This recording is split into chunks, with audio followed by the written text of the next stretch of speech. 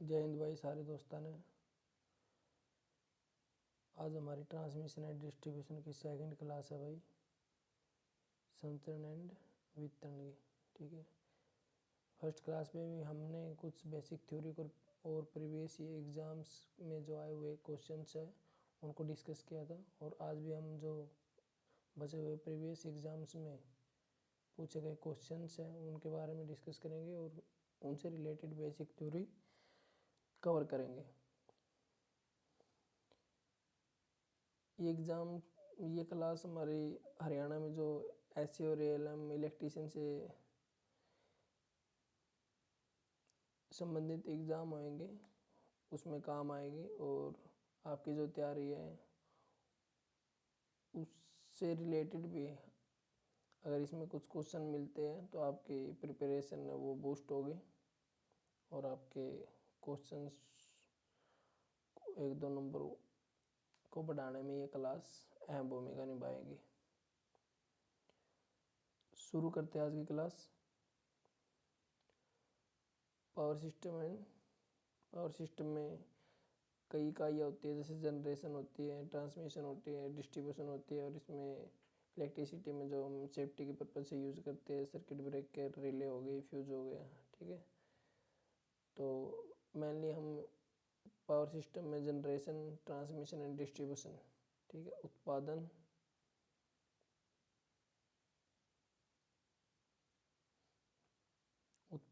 संचरण एंड वितरण के बारे में बात करेंगे।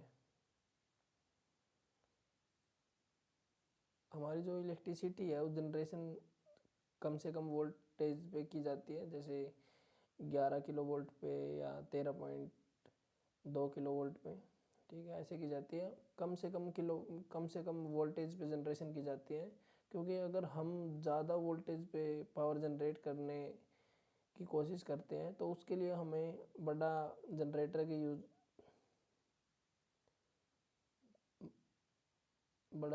ज़रूरत पड़ेगी। और बड़ा जनरेटर की ज़रूरत पड़ेगी तो उसमें वाइंडिंग भी मोटी करनी पड़ेगी, और उसका इंसुलेशन जो बीच में होती है, प्राइमरी और सेकेंडरी वाइंडिंग के बीच में इंसुलेशन होता है, वो भी मोटा यूज़ करना पड़ेगा, जिसमें कॉस्ट बहुत ज़्यादा बढ़ जाती है। इस कॉस्ट को कम करने के लिए ही हमारे इंडिया में क्या होती है, या मोस्टली कंट्री में क्या होता है, जनरेशन कम वोल्टेज पे की जाती है। ठीक है, और जो उसके बाद में ट्रांसमिशन के लिए जो वोल्टेज होती है वो बढ़ा दी जाती है। ठीक है, वो क्यों बढ़ाई जाती है उसके बारे में भी हम चर्चा करेंगे। ये याद रखना है, क्वेश्चन आ जाता है कि हमारी जो इंडिया में जनरेशन हो कितने वोल्टेज पे की जाती है। तो इम्पोर्टेंट है कि 11 किलो वोल्ट पे हम मोस्टली जो सप्लाई जनरेशन है वो 11 केवी पे करते हैं। 11 केवी से कम पे भी कर लेते हैं, 6.6 केवी पे भी कर देते हैं, और मेनली आपको बताई दे 11 केवी पे करते हैं। और 13.2 केवी पे भी हम हमारे इंडिया में पावर जनरेट की जाती है। जैसे ही पावर जनरेट होगी 11 केवी पे, तो वहीं पावर प्लांट पे ही जनरेशन प्लांट पे ही एक स्टेप अप ट्रांसफार्मर लगाया जाता है, जो 11 केवी को 450 केवी या उससे ज़्यादा किलो वोल्ट में बदल देते हैं। ठीक है, हमारे इंडिया में 765 केवी की अधिकतम वोल्टेज सप्लाई की जाती है।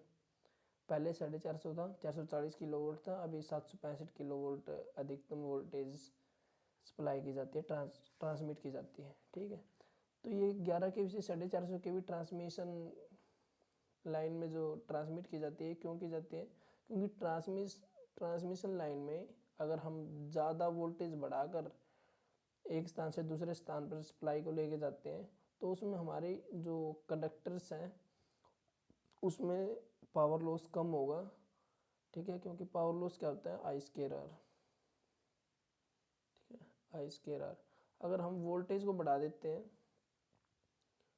तो वोल्टेज डायरेक्ट प्रोपोर्शनल होता है करंट के। ठीक है, वोल्टेज को बढ़ा दे देंगे, अगर स्टेप अप कर देते हैं वोल्टेज को तो करंट डाउन हो जाता है। और जो आई स्क्वायर, अगर करंट को आधा कम कर दिया तो आई स्क्वायर आर कितना हो जाएगा, 1/4 हो जाएगा पावर। ठीक है। पावर लॉस होगा जो 1/4 हो जाएगा। पावर लॉस को कम करने के लिए हम अधिकतम वोल्टेज पर इलेक्ट्रिसिटी को ट्रांसमिट करते हैं, ठीक है।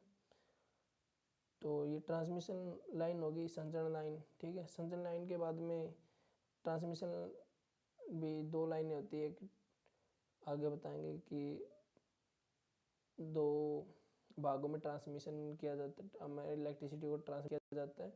और ऐसे ही डिस्ट्रीब्यूशन के 2 चरण हैं, डिस्ट्रीब्यूशन 1 और 2, उसको भी हम बताएंगे। बिजली पैदा कम वोल्टेज पर करते हैं, जैसे 11 kV, 6.6 kV, 13.2 kV, परंतु ट्रांसमिशन के लिए हम जनरेशन प्लांट पर ही स्टेप अप ट्रांसफार्मर लगाकर वोल्टेज को हाई कर दिया जाता है, ठीक है। क्यों कर दिया जाता है आपको बता दिया कि पावर लॉस को कम करने के लिए।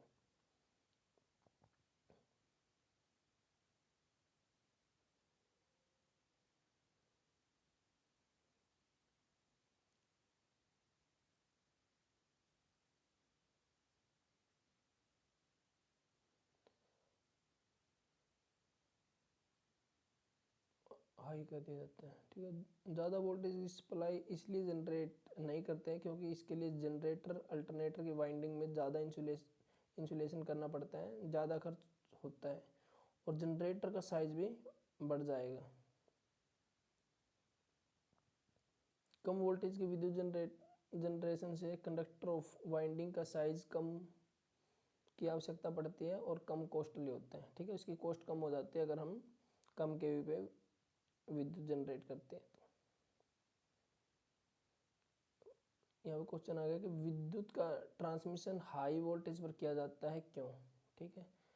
देखा आपको बताया था कि I²R घट जाता है, इससे क्या होता है कि वोल्टेज को हम बढ़ाएंगे तो वोल्टेज डायरेक्ट प्रोपोर्शनल होता है करंट के, तो वोल्टेज बढ़ेगा तो करंट कम हो जाएगी, तो I²R लॉस कम हो जाएगा, ठीक है। जिससे हमारा पावर लॉस कम होगा और उपभोक्ता तक पावर लॉस कम पावर लॉस होके ही, मतलब जितना करंट हम सप्लाई करते हैं उतना ही उपभोक्ता तक पहुंच जाता है। तो ये होता है। और सेकंड होता है कि चालक का क्षेत्रफल कम हो जाता है, ठीक है। तो I²R लॉस कम होगा तो उसका जो कंडक्टर है, जो हमारी वायर होती है ट्रांसमिशन में यूज़ की जाती है, उसका जो एरिया होता है वो कम हो जाता है, मतलब पतले कंडक्टर यूज़ किए जाते हैं। पतले कंडक्टर से सप्लाई इलेक्ट्रिसिटी ट्रांसमिट कर सकते हैं, अर्थात saving in conductor material, low cost लगेगी, ठीक है। यहाँ भी हमने अपनी कॉस्ट बचा ली, या जो बिजली कंपनी है उन्होंने अपनी कॉस्ट बचा ली कि कम कॉस्ट में ही पतले वायर को यूज़ करके इलेक्ट्रिसिटी को ट्रांसमिट कर सकते हैं हाई वोल्टेज ट्रांसमिशन से, ठीक है। ये देखो, ये यहाँ पावर लॉस दे रखे हैं वोल्टेज का स्केयर के व्युत्क्रमानुपाती, या हम ऐसे बोल सकते हैं कि यहाँ पे PL दे रखे हैं पावर लॉस, वोल्टेज V दे रखे सप्लाई वोल्टेज। यदि वोल्टेज 2 गुना बढ़ेगा तो पावर लॉस क्या हो जाएगा, 1/4, ठीक है। ये याद रख लेना आपको। अगर वोल्टेज जैसे कि हमने आधा कर दिया पहले हम, या सॉरी, वोल्टेज हमने जैसे 2 गुना कर दिया, पहले हम दे रहे थे 11 kV में, 11 kV पे ट्रांसमिशन कर रहे थे, तो अभी कर रहे हैं हम 22 किलोवोल्ट पे, ठीक है। तो पावर लॉस कितना हो जाएगा, पावर लॉस अगर मान लो कि पहले 100 वाट हो रहा था, तो अभी 1/4 25 वाट ही होगा, ठीक है। 75% हमारा बेनिफिट हो जाएगा और 25 वाट ही होगा अगर पहले 100 वाट हो रहा था तो, ठीक है। 25% की ही हमें पावर लॉस में जो पावर है वो खपत करनी पड़ेगी बस। ये क्वेश्चन जो प्रीवियस में आए हुए हैं, ये मैंने नोट्स में नोट कर रखे हैं, लेकिन आप ऐसे ही ऑप्शन पूछे गए हैं, आप इसको अच्छे से याद कर लेना। आगामी एग्जामों में सेम डिटो क्वेश्चन पूछ लिए जाते हैं। अगर वोल्टेज को 2 गुना बढ़ा देते हैं तो चालक में होने वाला पावर लॉस कितना हो जाएगा। ऑप्शन दे रखे 2 गुना हो जाएगा, 4 गुना हो जाएगा, 1/2 गुना हो जाएगा, या 1/4 गुना हो जाएगा। अगर वोल्टेज को 2 गुना बढ़ा दिया तो बताया गया था कि पावर है जो वोल्टेज के स्केयर के व्युत्क्रमानुपाती होते हैं। अगर 2 गुना बढ़ा देते हैं तो वोल्टेज को 1/2 का स्क्वायर, ठीक है, 1/2 दूनी 4। तो पावर कितनी हो जाती है, 1/4 हो जाती है पहले के। तो इसका उत्तर हो जाता है ऑप्शन नंबर 4। ये देखो पावर कितनी हो जाएगी, 1/4 हो जाएगी। नेक्स्ट क्वेश्चन है, अगर वोल्टेज को 110 वोल्ट से बढ़ाकर 220 वोल्ट कर दे तो कंडक्टर मटेरियल में कितने % की बचत होगी। इसमें ऑप्शन दे दिए जाएंगे आपको कि कितने % की बचत होगी। एक आंसर डाल के 3 अलग डाल देंगे। तो आपको ये बिल्कुल सिंपल है, बस एक बार अगर आपने ये देख लिया, ये क्लास भी देख ली, तो आप ये क्वेश्चन ठीक कर दोगे और उनसे आगे निकल जाओगे जो ऐसे क्वेश्चंस को अपनी नज़रों में से नहीं निकालते। ठीक है, तो ये क्या पूछ रखा है, बस यही पूछ रखा है। पहले 110 थी, 2 वोल्ट थी, अभी बढ़ाकर 220 वोल्ट पर ट्रांसमिशन कर रहे हैं हम। तो 110 का 2 गुना ही तो हो गया 220। ठीक है, तो पहले से वोल्टेज को 2 गुना कर दिया तो कंडक्टर मटेरियल में कितनी बचत होगी, वही है। ये भी जो एरिया ऑफ कंडक्टर है वो डायरेक्ट प्रोपोर्शनल टू होता है, सॉरी डायरेक्ट नहीं होता है, ये इनडायरेक्ट प्रोपोर्शनल होता है वोल्टेज के स्केयर के। अगर वोल्टेज को 2 गुना बढ़ा दिया तो कंडक्टर का मटेरियल कितना हो जाएगा, 1/4 गुना हो जाएगा। अगर पहले 100 किलोग्राम कंडक्टर लग रहा था तो अभी 25 किलो लगेगा। ठीक है, तो 1/4 लगेगा। ठीक है, बचत कितनी होगी 3 की, कितने भी 4 पे गुना में 100, 4 पे 25, 25 या 75% की बचत हो जाती है यहाँ पे। ये मैथ है, कैलकुलेशन है सिंपल सी, आप कर लोगे इसको। या 1/4 में भी आप देख सकते हो कि 4 में से एक, अगर 4 किलो पहले लग रहा था तो अभी 1 किलो लग रहा है, तो 3 किलो की बचत हो जाती है। ठीक है, 3 किलो मतलब 4 का 75% हो गया 3। तो यहाँ पर आंसर आ जाएगा कि कितने % की बचत पूछ रखा था कि 75% की बचत हो जाएगी, और 25% की कंडक्टर की जो बार है वो 25% रह जाएगा, 75% की बचत होगी। फार्मूला भी है इसका, अगर कंडक्टर का एरिया है उसके बटे में एरिया 2, ठीक है, तो उसके जैसे व्युत्क्रमानी हो गया, व्युत्क्रमानुपाती होता है ना वोल्टेज का स्क्वायर के। जो A1 का जो एरिया 1 है, ठीक है, जो पहले एरिया दिया हुआ है उसका वोल्टेज दे रखा कुछ, ठीक है, ऐसे वोल्टेज का स्क्वायर के। तो ऐसे ही अगर एरिया 2 देंगे ना तो वो V2 ऊपर चला जाएगा। ठीक है, तो यहाँ सूत्र बन जाता है A1/A2 इक्वल टू V2/V1 का स्क्वायर। ऐसे इसमें वैल्यू पुट करोगे तो आपको A1 और A1 में से एक वैल्यू दी होती है, ये तो A1 दी होगा तो A2 निकाल दोगे कि जो आने वाला कंडक्टर है उसका एरिया। ठीक है, जो वोल्टेज बढ़ाने के बाद हम कंडक्टर यूज करेंगे उसका एरिया निकालना होगा, तो हम उसको आसानी से निकाल देंगे।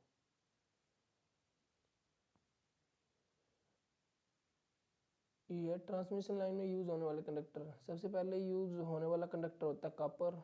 ठीक है, उसके क्योंकि इसकी जो कंडक्टिविटी है, चालकता होती है, ये हाई होती है। ठीक है, सबसे हाई किसकी होती है, सबसे हाई सिल्वर की होती है, लेकिन वो बहुत कॉस्टली होते हैं, तो उसको हम ट्रांसमिशन लाइन में यूज़ करेंगे तो भाई बिक जाएगी कंपनी।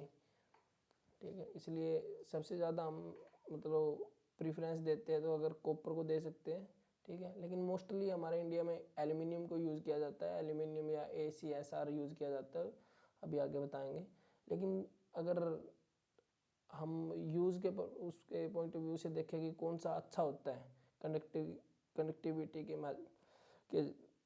पॉइंट ऑफ व्यू से, तो कॉपर अच्छा होता है और कॉस्टली भी थोड़ा सिल्वर के कंपैरिजन में कम होता है, तो कॉपर को भी हम यूज़ कर लेते हैं। लेकिन आगे देखें कि हाई कंडक्टिविटी उच्च होने के कारण, लेकिन इसका जो दोष है ये क्या है, ये कीमत में महंगा होता है। सिल्वर के कंपैरिजन में तो कम महंगा होता है। ठीक है, यहाँ सिल्वर को एल्यूमिनियम मत समझना, सिल्वर होता है चांदी। ठीक है, फिर इसके स्थान पर एल्यूमिनियम यूज़ किया गया। ठीक है, पहले तांबा यूज़ किया गया लेकिन ये महंगा हो गया भाई, इसको कॉस्ट को कम करने के लिए एल्यूमिनियम यूज़ करने लग गए हम। ठीक है, इसकी चालकता तो अच्छी होती है लेकिन कॉपर से कम होती है इसकी चालकता। ठीक है, ये 3rd नंबर पे आता है, 1st नंबर पे सिल्वर आता है, नहीं ये 4th नंबर पे आता है। 1st सिल्वर आता है,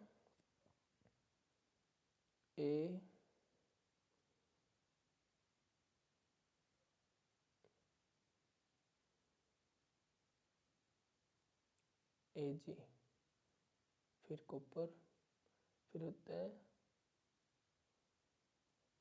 सोना गोल्ड, फिर होता है एल्यूमिनियम। ठीक है, ये पहले नंबर पे होता है कनेक्टिविटी के माध्यम से, ये सेकंड नंबर, ये थर्ड नंबर, और एल्यूमिनियम हो गया फोर्थ नंबर पे।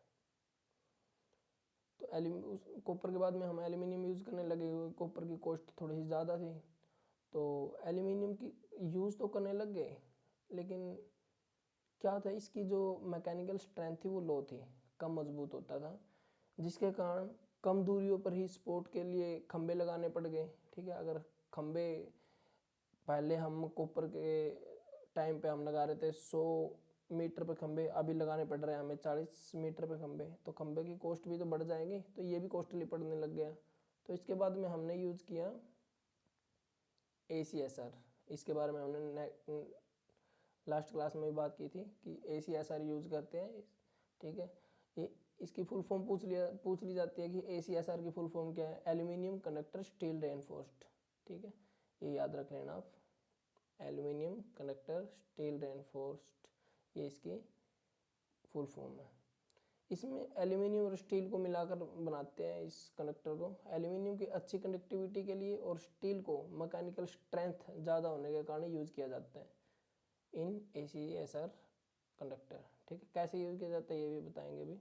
आज के समय में इसी का यूज़ होता है। आप देखोगे कि एल्यूमिनियम और जो स्टील से मिलकर जो अभी ये ACSR यूज़ की जा रही है, ये वर्तमान में ज़्यादातर की जा रही है। आपके जो घर के आगे भी जो वायर होती है, डिस्ट्रीब्यूशन लाइन होती है, उसमें भी ACSR का यूज़ किया जाता है। उसके देखोगे तो ऊपर को जो एल्यूमिनियम की कवर्ड किया जाता है, उसको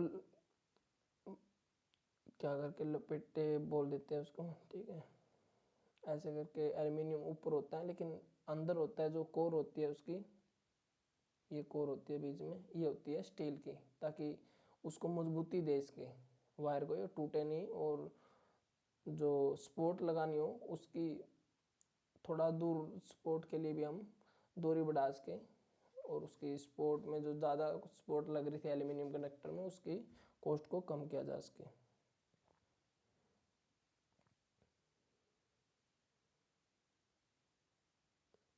steel used in centre of wire. ठीक है, एज ए कोर, जो स्टील है उसको सेंटर में यूज़ करते हैं, और जो एल्यूमिनियम होती है वो सरफेस पे यूज़ करते हैं ACSR कंडक्टर।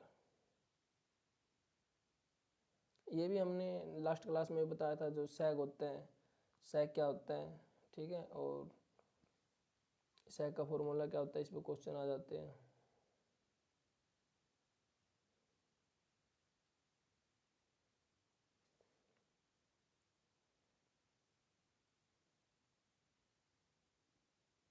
सैग सैग क्या होता है, देखो ये होता है कि जो खंभे की ऊपरला सिरे से जो वायर का जोल है जो झुकी हुई है, ठीक है, एक खंभे से दूसरे खंभे के बीच में ऐसे ऐसे झुकी हुई होती है वायर। ठीक है, वेट के कारण होगी, या हम जानबूझ के भी इसको थोड़ा झुका हुआ बनाते हैं। क्यों बनाते हैं, ताकि इसकी जो टेंशन है, तनाव है, उसको कम किया जा सके और वो टूटे ना वायर। ठीक है, अगर हम बिल्कुल खींच देंगे उसको तो उसमें जो खिंचाव ज़्यादा हो जाएगा और वायर के टूटने के चांस ज़्यादा हो जाएंगे।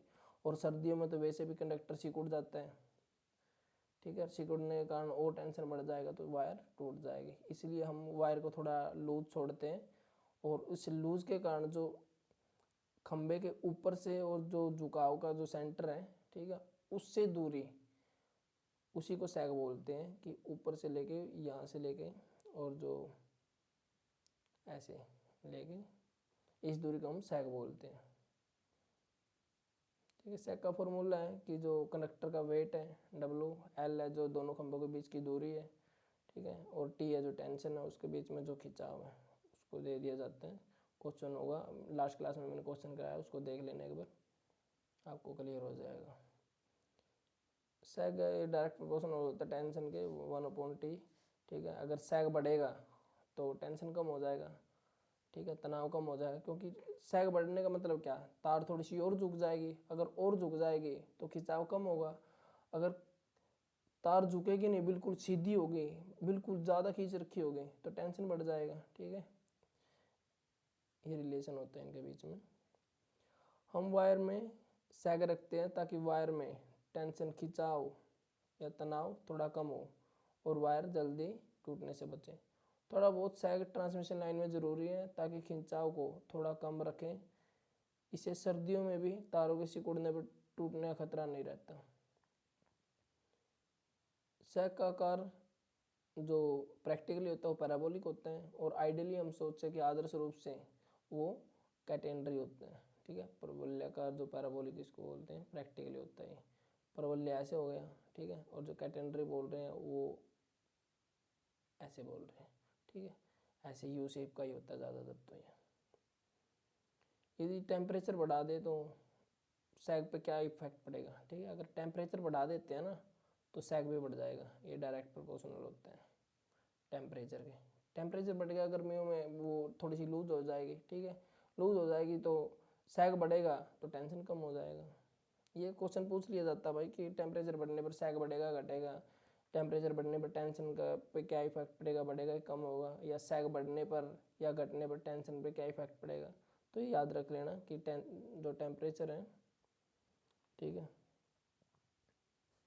टेम्परेचर बढ़ने पर क्या होगा, सैग भी बढ़ेगा। गर्मियों में सैग बढ़ेगा का मतलब क्या हो गया कि वो लूज हो जाएगी थोड़ी सी वायर, और टेंशन क्या हो जाएगा, टेंशन कम हो जाएगा, सैग बढ़ जाएगा टेम्परेचर बढ़ने पर। याद रखना है। टाइप ऑफ ट्रांसमिशन लाइन, ठीक है, ये ट्रांसमिशन लाइन दे रखी है ओवरहेड ट्रांसमिशन लाइन की। ठीक है, एक अंडर मतलब नेक्स्ट क्लास में, अगर इसी क्लास में होगा तो इस क्लास में करा देंगे, अदरवाइज उसका अलग से लेक्चर ले लेंगे एक। तो ये ओवरहेड ट्रांसमिशन लाइन की बात हो रही है कि ओवरहेड ट्रांसमिशन लाइन में उसके टाइप्स क्या क्या होते हैं। ठीक है, ए है शॉर्ट लाइन, सेकंड है मीडियम ट्रांसमिशन लाइन और थर्ड है लॉन्ग ट्रांसमिशन लाइन। ठीक है, इसका मतलब ये देखो कि शॉर्ट जो ट्रांसमिशन लाइन उसमें क्या होता है। जो शॉर्ट ट्रांसमिशन लाइन किसको बोलते हैं, जिस लाइन को हम 60 किलोमीटर की रेंज में करते हैं। ठीक है, जैसे कि अगर हमें जींद डिस्ट्रिक्ट से, ठीक है, और हमें पहुंचाना है जैसे कि और नरवाना पहुंचाना है या कैथल पहुंचाना है, तो इन एक डिस्ट्रिक्ट से दूसरे डिस्ट्रिक्ट के बीच में मतलब थोड़ी सी कम डिस्टेंस होती है, तो उसके लिए हम जो ट्रांसमिट करते हैं, जो एक जगह से दूसरे जगह पे इलेक्ट्रिसिटी पहुंचाते हैं, तो उसके लिए जो ट्रांसमिशन में यूज़ की जाती है उसे शॉर्ट लाइन कहते हैं, शॉर्ट ट्रांसमिशन लाइन, जिसकी रेंज 0 से 60 किलोमीटर के बीच में होती है। ठीक है, तो ट्रांसमिशन लाइन के लिए जो 60 किलोमीटर वाली है उसकी वोल्टेज की भी रेंज दी हुई है। तो इसकी वोल्टेज कितनी होती है, ये 20 kV से कम की जाती है जो शॉर्ट लाइन होती है। ठीक है, क्योंकि डिस्ट्रिक्ट में क्या होता है कम ही होती है, 11 kV तक की यूज़ की जाती है, या मतलब ज़्यादा इंडस्ट्रियल नहीं होता। और जहाँ पे ज़्यादा इंडस्ट्रियल होता है वो आगे जो मीडियम ट्रांसमिशन लाइन और लॉन्ग ट्रांसमिशन लाइन है उसको देख लेंगे, या जहाँ पे ज़्यादा लोड होता है, बड़े बड़े सिटीज़ होती हैं। ये देखो medium transmission line, medium transmission line किसको बोलते हैं, ऐसी लाइन जिसकी रेंज 60 किलोमीटर से 160 किलोमीटर की होती है। 60 किलोमीटर से नीचे की तो शॉर्ट लाइन होगी। ठीक है, जो 60 किलोमीटर से ऊपर और 160 किलोमीटर तक, ठीक है, तो इतनी लंबी लाइन के लिए अगर हम बिजली को पहुंचा रहे हैं तो उसको मीडियम ट्रांसमिशन लाइन बोलते हैं। और ये जो इलेक्ट्रिसिटी जो ट्रांसमिशन लाइन है वो 20 kV से ज़्यादा के लिए करते हैं और 100 kV से कम के लिए करते हैं। पहले कितने के लिए करते थे, 20 kV के लिए जो शॉर्ट होती है, और जो मीडियम ट्रांसमिशन लाइन होती है वो 20 kV से 100 kV तक के लिए करते हैं।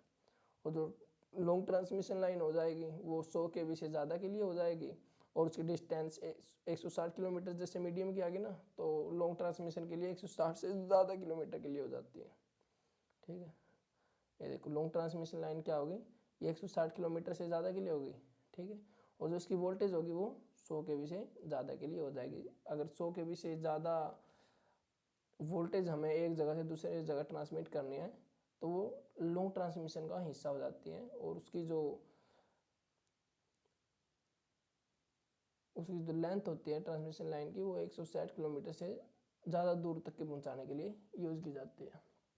ठीक है, ऐसे ही उनके कंडक्टर होते हैं, जैसे शॉर्ट लाइन होगी, अगर उसकी वोल्टेज कम है 20 kV तक है तो उसके कंडक्टर पतले होते हैं, ठीक है। मीडियम ट्रांसमिशन सॉरी उसके मोटे होते हैं। अगर मीडियम ट्रांसमिशन लाइन में क्या होती है, वोल्टेज ज़्यादा होती है, लेकिन वोल्टेज ज़्यादा होगी तो ट्रांसमिशन लाइन के जो कंडक्टर उसमें थोड़े पतले कंडक्टर भी यूज़ कर सकते हैं। लॉन्ग ट्रांसमिशन में और पतले कंडक्टर यूज़ कर सकते हैं हम, ठीक है। ऐसे हम इसको देख सकते हैं।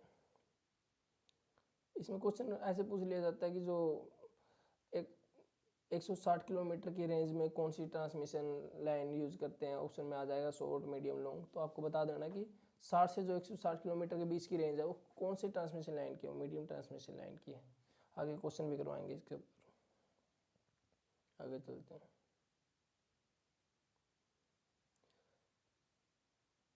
आर वाई बी, ये फेज हो गए तीन, एक न्यूट्रल हो गया, ठीक है। ये हो गया जनरेशन वोल्टेज। और जो इसमें ये बताया गया है जो लाइन होती है, ठीक है, जैसे फेज हो गए तीनों में से उनमें उसका किसी भी एक कंडक्टर का, जैसे एक हमने ले लिया आर फेज, ठीक है, उसका रेजिस्टेंस भी होता है, इंडक्टेंस भी होता है, ठीक है। उस वायर का कुछ इंडक्टेंस भी होता है, और दो लाइनों के बीच में, दो वायरों के बीच में कुछ कैपेसिटेंस भी होता है, ठीक है। कैपेसिटेंस बोलते हैं उनके बीच में कुछ चार्ज इकट्ठा हो जाता है जिसको हम कैपेसिटेंस बोलते हैं, ठीक है। और यहाँ पे लोड लगा होता है लास्ट में, जैसे दो वायरों के बीच में फेस टू फेस हो गया या फेस टू लाइन हो गया, ठीक है। दो फेजों के बीच में या एक फेज एक लाइन के बीच में, तीनों फेज के बीच में इसको लोड लगा दिया जाता है। ट्रांसमिशन लाइन का रेजिस्टेंस भी होता है, इंडक्टेंस भी, और दो फेज और तारों के बीच में कैपेसिटेंस भी होता है, तथा इम्पीडेंस भी होता है। इम्पीडेंस किसको बोलते हैं, जैसे उसको रेजिस्टेंस और जो इंडक्टेंस या कैपेसिटेंस है उनको तीनों को मिला के, किसी दो को मिला के जो प्रतिबाधा होती है, ठीक है, जो करंट के रास्ते में अवरोध होता है उसको इम्पीडेंस बोलते हैं। आर से resistance of transmission line, L से इंडक्टेंस ऑफ ट्रांसमिशन लाइन, और सी से क्या हो गया, कैपेसिटेंस ऑफ ट्रांसमिशन लाइन। ये कैपेसिटर का बताया गया कि कैपेसिटर कैसे होता है। जैसे दो प्लेट हो गई, ये वोल्टेज देते हैं हम इन प्लेटों को, ठीक है, और बीच में कुछ इंसुलेटर होता है। और जैसे हम इसमें वोल्टेज देते हैं और जो सप्लाई होती है इस इंसुलेटर के माध्यम से, एक दोनों प्लेटों के बीच में कुछ जो चार्ज है वो इकट्ठा होता है, ठीक है। ये कैपेसिटर होता है कि दो प्लेटों को अगर हम चार्ज देते हैं और उसके बीच में इंसुलेशन भर देते हैं तो उन दोनों में चार्ज इकट्ठा होता है, ठीक है, वोल्टेज इकट्ठी होती है, जिसको हम कैपेसिटर बोलते हैं। कैपेसिटर ही ऐसे ही है, मतलब वो एनर्जी स्टोर करता है, ठीक है। और कैपेसिटर की तरह बिहेव वायर भी क्या होती है, एक वायर ऐसे होती है, एक वायर ऐसे होती है। इस जैसे एक वायर ये होगी, एक वायर ये होगी, इसका भी कुछ वोल्टेज होगा, इसका भी कुछ वोल्टेज होगा, ठीक है। इन दोनों का वोल्टेज डिफरेंस होगा। उन दोनों वोल्टेज डिफरेंस के बीच में क्या होती है, एयर होती है। एयर क्या होती है, इंसुलेशन का काम करती है। ऐसे ही दोनों वायर ये प्लेट का काम करेगी और जो एयर है वो इंसुलेशन का काम करेगी, ठीक है। तो जैसे यहाँ पे तो कुछ अबरक वगैरह भरा होता है कैपेसिटर में, तो लेकिन जो वायर्स होती है उसमें एयर ही इंसुलेशन का काम करके उसमें चार्ज को स्टोर कर लेती है, ठीक है। वही हम इसलिए हम बोल देते हैं कि जो दो कंडक्टर हैं या दो वायर होते हैं ट्रांसमिशन लाइन की, उन या तीनों लाइन होती है, उनमें आपस में कुछ कैपेसिटेंस होता है, कुछ चार्ज स्टोर हो जाता है, वो एज ए कैपेसिटर बिहेव करती है, ठीक है। ये हो गया सर्ज इम्पीडेंस। इसमें लास्ट क्लास में हमने एक क्वेश्चन करवाया था और ये फॉर्मूला भी बता दिया था। इसमें थोड़ा सा और बेसिक हम बता देते हैं, थ्योरी बता देते हैं, ठीक है। सर्ज इम्पीडेंस, जेड से क्या होता है इम्पीडेंस और एस से सर्ज, ठीक है। इसका फॉर्मूला दे रखा है कि root L on C, L से हो गया इंडक्टेंस और सी से कैपेसिटेंस हो गया, उसका एल वाई सी का दोनों एल वाई सी करके ऊपर से अंडर रूट करके, तो उससे जो निकलता है वो सर्ज इम्पीडेंस निकलता है, जिसका प्रतीक होता है ओम में, इकाई होती है ओम, ठीक है। इम्पीडेंस की इम्पीडेंस हो गया, रेजिस्टेंस हो गया, या तेरा एक और होता है, ये कई चीज़ होती है यार। इम्पीडेंस का भी जो इकाई होती है ओम होती है, ठीक है। रेजिस्टेंस की भी ओम होती है, और रिएक्टेंस होता है, रिएक्टेंस रिएक्टेंस की भी ओम होती है। रिएक्टेंस क्या होता है, एक 1/x होता है शायद है, ठीक है। ये हम आगे बता देंगे जब क्लास कराएंगे। तो जो भी प्रतिबाधा होती है उनका मोस्टली ओम ही इकाई होती है। ठीक है, ये दे रखा है कि सर्ज इम्पीडेंस दे रखा है 400 ओम फॉर ओवरहेड लाइन। ठीक है, ये भाई ये क्वेश्चन डायरेक्ट आ जाएगा इधर से, पीछे ही पूछा गया और ये इंपॉर्टेंट है, इसको याद रख लेना। जो ओवरहेड लाइन का सर्ज इम्पीडेंस है वो कितना होता है, 400 ओम होता है, और जो अंडरग्राउंड केबल का वो होता है सर्ज इम्पीडेंस होता है वो 40 ओम होता है। ठीक है, ये जरूर याद कर लेना आप यहाँ से। ट्रांसमिशन लाइन की लंबाई पर निर्भर नहीं करता। जो सर्ज इम्पीडेंस होता है वो ट्रांसमिशन लाइन की लंबाई पर निर्भर नहीं करता, वो किस पर निर्भर करता है, ट्रांसमिशन लाइन के इंडक्टेंस और कैपेसिटेंस पर। ठीक, कैपेसिटेंस बढ़ेगा तो जो सर्ज इम्पीडेंस है वो कम हो जाएगा, इंडक्टेंस बढ़ेगा तो सर्ज इम्पीडेंस बढ़ जाएगा। इसको रिलेशन आप बना लेना। यहाँ पे ये क्वेश्चन एक और करवा देते हैं। एक 100 किलोमीटर की ट्रांसमिशन लाइन के लिए अगर सर्ज इम्पीडेंस 400 ओम है तो 300 किलोमीटर की ट्रांसमिशन लाइन के लिए सर्ज इम्पीडेंस कितना होगा? बताओ भाई, इसका उत्तर बताओ, थोड़ा कमेंट कर देना आप इस क्वेश्चन का उत्तर। अगर 100 किलोमीटर की ट्रांसमिशन लाइन है, उसका सर्ज इम्पीडेंस 400 ओम है, तो 300 किलोमीटर की ट्रांसमिशन लाइन के लिए सर्ज इम्पीडेंस कितना होगा? ऑप्शन ए दे रखा 400 ओम, बी दे रखा 1200 ओम, सी दे रखा 400/7 ओम, या डी दे रखा नन। तो आप मैंने अभी बताया है जो सर्ज इम्पीडेंस है वो डायरेक्ट जो रिलेट नहीं करता किसको, ट्रांसमिशन लाइन की लेंथ को। ठीक है, लेंथ पे डिपेंड नहीं करता वो।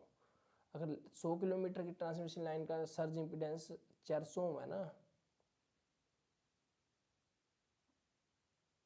ये 400 ओम है अगर 100 किलोमीटर की ट्रांसमिशन लाइन का, चाहे ये 300 किलोमीटर के लिए हो जाए लेंथ, ठीक है, चाहे ये 1000 किलोमीटर के लिए हो जाए, तो लेंथ से सर्ज इम्पीडेंस ना तो घटेगा ना बढ़ेगा। ठीक है, 300 किलोमीटर की ट्रांसमिशन लाइन के लिए जो सर्ज इम्पीडेंस रहेगा ना वो 400 ओम ही रहेगा भाई। इसका उत्तर ए आएगा।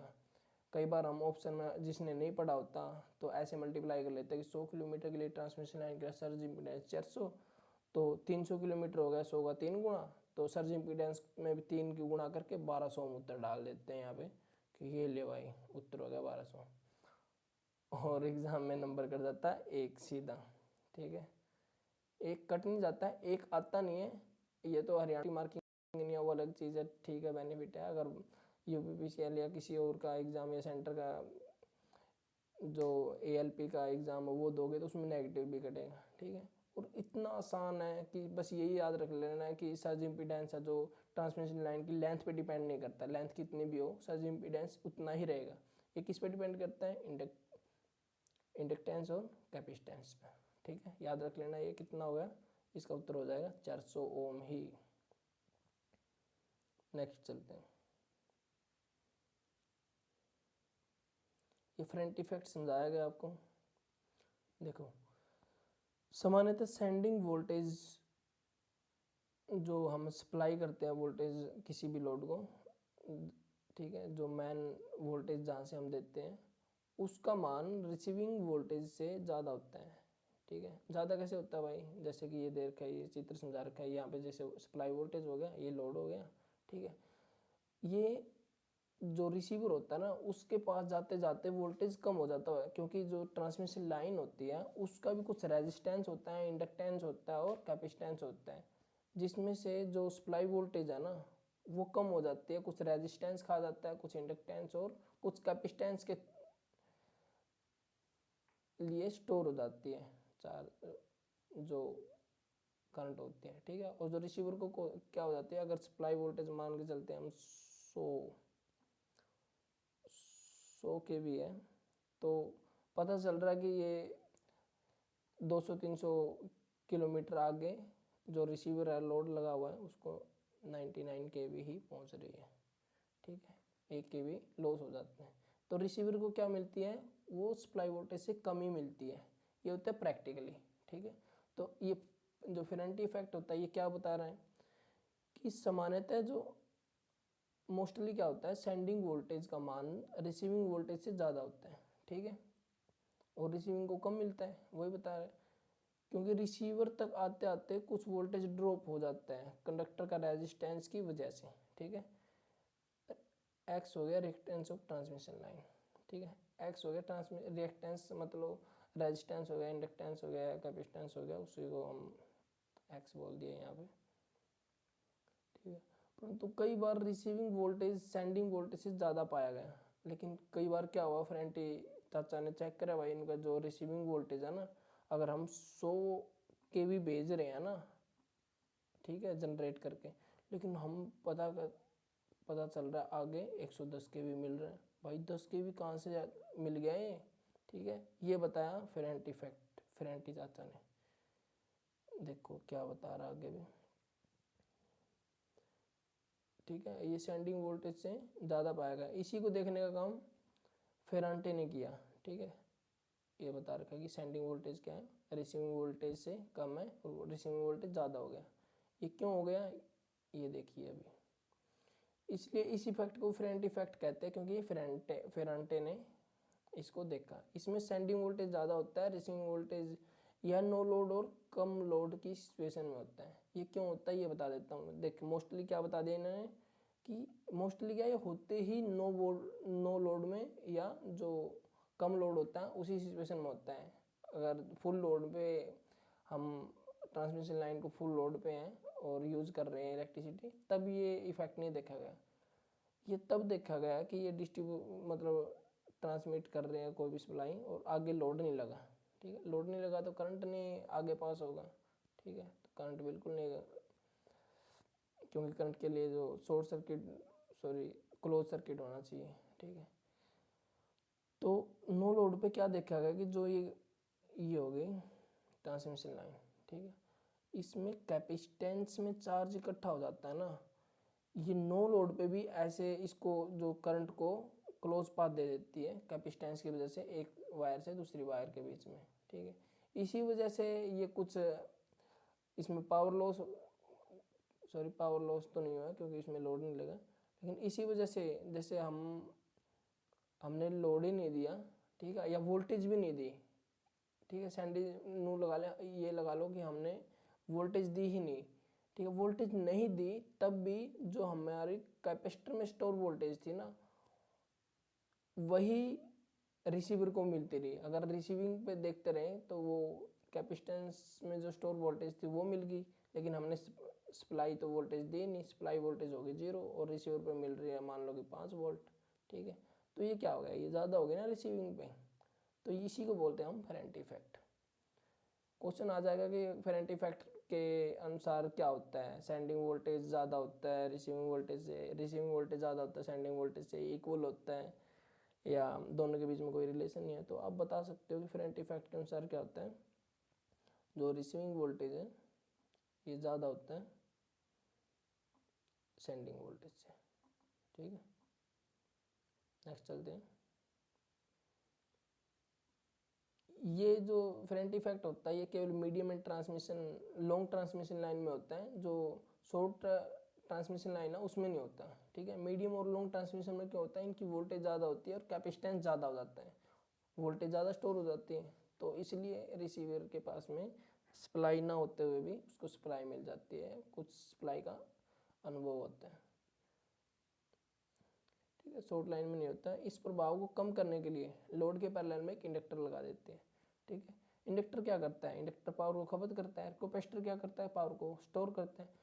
जो पावर कैपेसिटर के माध्यम से, कैपेसिटर मतलब दोनों तारों के बीच में जो एयर के माध्यम से जो वोल्टेज स्टोर हो गई थी हमारी, ठीक है, तो कैपेसिटर क्या करता है, ये जो कैपेसिटर बन जाता है दोनों वायरों के बीच में, वो जो एनर्जी स्टोर करता है उसको खपत करने के लिए हम पैरेलल में जो दोनों वायर होते हैं उसके पैरेलल में इंडक्टर लगा देते हैं, जिससे कि जो वोल्टेज स्टोर हो गई थी वो इंडक्टर खपत कर लेता है और रिसीवर को कोई वोल्टेज ना मिले और रिसीविंग वोल्टेज इक्वल रहे सेंडिंग वोल्टेज के या कम रहे, ज़्यादा ना हो, ठीक है। इसी प्रभाव को कम करने के लिए फेरेंटी इफेक्ट ने मतलब ये बताया कि इसको ऐसे सोल्व किया जा सकता है और ये प्रॉब्लम क्या है, क्यों होती है, ठीक है। तो इसमें क्वेश्चन आ जाएगा फेरेंटी प्रभाव को कम करने के लिए क्या करेंगे, इंडक्टर को हम पैरेलल में लगा देंगे, ठीक है। और इंडक्टर को हम शंट रिएक्टर भी बोलते हैं, ये भी देख लेना। ऐसे क्वेश्चन आ जाएगा कि शंट रिएक्टर किसको बोलते हैं, इंडक्टर को बोलते हैं, कैपेसिटर को बोलते हैं, रजिस्टर को बोलते हैं, किसको बोलते हैं भाई, इंडक्टर को ही हम शंट रिएक्टर बोलते हैं।